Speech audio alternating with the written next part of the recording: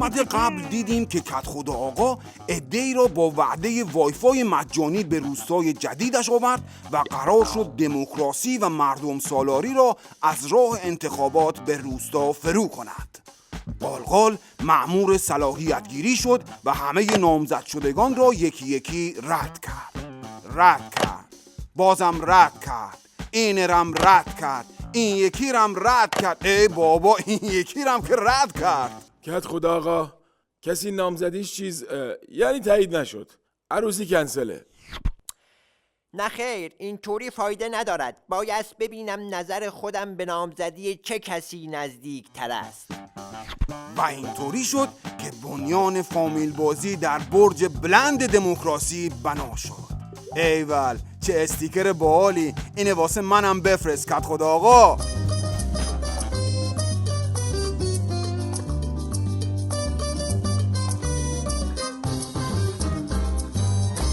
ببین، یه طوری عکس بگیر که معلوم باشه من در خارج مکتب رفتم. حتما هم یه جور عکس بگیر که تابلو باشه من حقوق دانم. ولامصب از در و دیوار روستا رقابت شدید و سالم بیرون میپاشد. خب حالا فهمیدیم تو حقوق دانی. نظارت بر انتخابات هم در حد تیم ملی بالاست. این کاغذها چیست قالقال؟ تعرفه رای دادن است. خب تو روی آنها چه می نویسی؟ اسم نامزد کدخدا آقا را. اما باید بگذاریم مردم خودشان بنویسند. نمیشه شلشل خان. اولا قلم و کاغذ به تعداد ساکنان روستا نداریم. دوما کدخدا آقا گفت زیاد به مردم روستا زحمت ندهیم. مردم بیکار نیستن که زیر ظل آفتاب سوزان بیایند در صف بایستند که 2 کلمه رای بنویسند.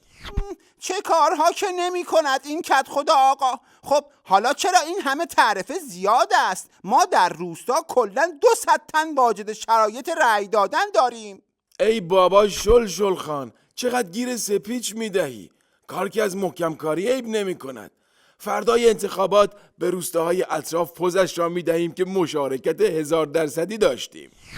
انتخابات را به خوبی برگزار کردیم. آفرین. خب چی شد؟ نتیجهش در این صندوق است. خب نشان بده.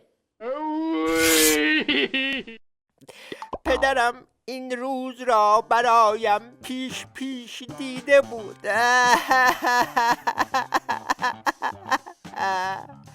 شما چرا گریه نمی کنید؟